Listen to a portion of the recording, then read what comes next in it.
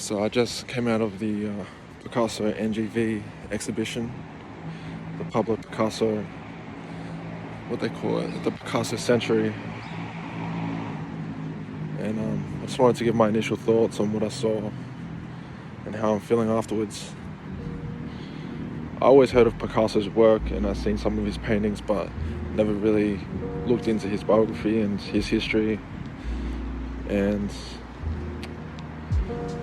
my homie Harsha, I know he's looked into Picasso quite a bit and has quite influenced him in his videography. I actually woke up this morning and, well, it wasn't the first thing that I did, but I watched a slight documentary just to get a brief overview of Picasso's life and what he was about, to kind of give me more of an idea of where he was coming from when I was looking at his paintings.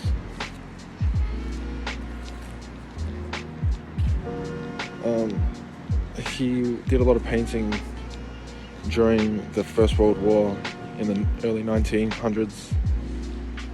So the first thing that came to mind is we're living through a crazy time right now in world history as the world changes. It's 2022, and sometimes I'm like, how do we do our artist thing in such a crazy time? Like, everything's very unpredictable. But he managed to continue to paint through the First World War, and he lived in Paris while Germany invaded Paris, and continued to paint. And I guess he was pretty influenced by the politics and the war in his paintings, and you could see that in some of his paintings. Even though he said that he hadn't really sought out to put war and politics in his paintings, it still came up. But one thing that this exhibition showed out was about the other painters and poets that he worked with and collaborated with and shared ideas with as he traveled to different studios across the world. They shared a lot of ideas about paintings, shared a lot of ideas about knowledge and information, psychology, and how that got translated into his works. It's the first time I kind of looked into Cubism, which I think Picasso created, if I'm not wrong, and Surrealism art as well.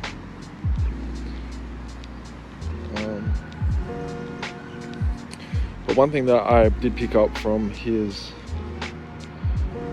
documentary that I watched this morning was about his relationship with women and how that influenced his work, and how that he had a lot of relationships, and it said on the documentary they weren't healthy.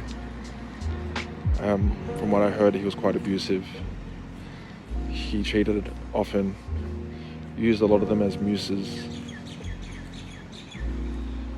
So there is quite a dark side to Picasso, is what I'm hearing so far.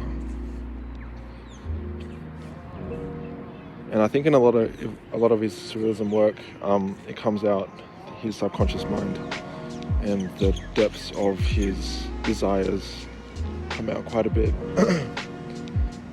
in his work.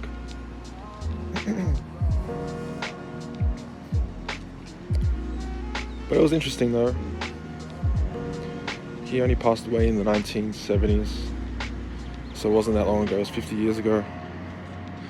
But I can see that even in the hip-hop scene, a lot of his work has been translated into the artwork of a lot of artists, like Navy Blue artwork, Rock Marciano and Griselda, like that underground type of scene. Use a lot of his artwork, even though it's not his, but the artwork is, I feel like inspired by him.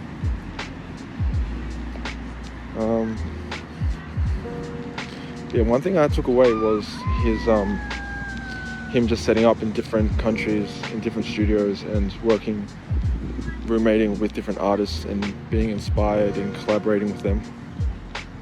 I thought that was pretty interesting. It inspires me to go and do my thing. And as far as the women part go, I don't advocate abuse against women. Like, I think he locked up one of his wives for like years on end, or months possibly, and one of them committed suicide. It got pretty deep pretty quickly, so I don't advocate none of that. We have to treat our beautiful sisters and women, treat them with respect, but also be inspired by them. And I'm definitely inspired by, the women in my life, relationships, the conversations and intimacy that I've had. I put that into my music, and the depths of beauty of women. But I think, there was a real dark side to Picasso that probably isn't really spoken about as much. And it's funny though, because what's going on in today's society, with the Me Too movement and all of that, they have a whole exhibition for Picasso, even though he did all this crazy shit to women, and he's still celebrated. It's interesting. Yeah, these are just my initial thoughts on coming out of the exhibition. Definitely inspired though. He lived a long life. I think he might have lived like into his 80s, if not 90s. So that's a long career to create art. And he started pretty early because his father was a painter and a teacher. So he grew up with the paintbrush in his hand. So he had been doing it his whole life.